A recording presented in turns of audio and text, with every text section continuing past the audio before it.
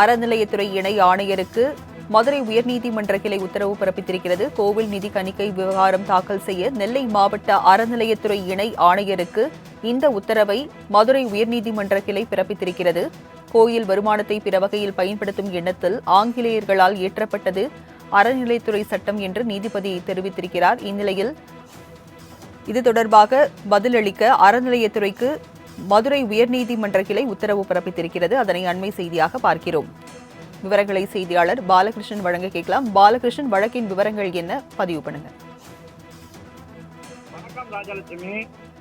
வருமானம் இல்லாத கிராமப்புற கோவில்களை முறையாக திறப்பதும் இல்லை, ஒரு கால பூஜை கூட நடைபெறவில்லை. கிராமப்புற கோவில்களின் நிலை இவ்வாறுதான் உள்ளது. கோவில் வருமானத்தை பிற வகையில் பயன்படுத்த வேண்டும் என்ற எண்ணத்தில் ஆங்கிலேயர்களால் இயற்றப்பட்ட சட்டம்தான் இந்து சமய அறநிலையத்துறை சட்டம். இன்று வரை இந்த சட்டத்தில் எந்த மாற்றம் செய்யவில்லை என நீதிபதிகள் கருத்து தெரிவித்துள்ளனர். திருநெல்வேலி மாவட்டத்தைச் சேர்ந்த சுந்தரவேல் என்பவர் உயர்நீதிமன்ற மதுரை அமர்வில் மனுவினை தாக்கல் செய்திருந்தார். அதில் திருநெல்வேலி மாவட்டம் சேரன் மகாதேவியில் அமைந்துள்ள அருள்மிகு ராமசாமி பெருமாள் கோவில் இந்து சமய அறநிலைய கட்டுப்பாட்டில் உள்ளது. இந்த கோவிலுக்கு உட்பட்ட சொத்துக்களின் விவரங்கள், கோவில் நடை திறப்பு நேரம் உள்ளிட்ட விவரங்களை பக்தர்களின் பார்வைக்கு வைக்க வேண்டும். மேலும் கோவில்களில் பல இடங்களில் தரைகள் மற்றும் மேற்கூரைகள் சேதமடைந்து காணப்படுகின்றன. இதனால் அசம்பாவிதங்கள் நிகழும் அபாயம் உள்ளது.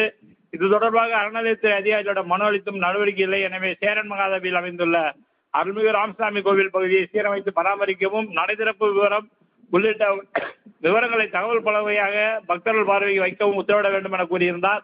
இந்த வழக்கை விசாரித்த நீதிபதிகள் சுப்பிரமணியன், விக்டோரியா கௌரி அமர்வு அறநிலையத்துறை அதிகாரிகள் பொறுப்புகள் என்ன, கோயிலில் நிதி தணிக்கை விவரங்கள் மற்றும் அந்த நிதி பயன்படுத்தப்படும் விவரங்கள் தொடர்பான அறிக்கையை நெல்லை மாவட்ட இந்து சமய அறநிலையத்துறை இணை ஆணையர் தாக்கல் செய்ய உத்தரவிட்டு வழக்கு விசாரணையை அக்டோபர் 15ஆம் தேதிக்கு ஒத்திவைத்துள்ளனர். ராஜலட்சுமி, விவரங்களை வழங்கியதற்கு நன்றி பாலகிருஷ்ணன்.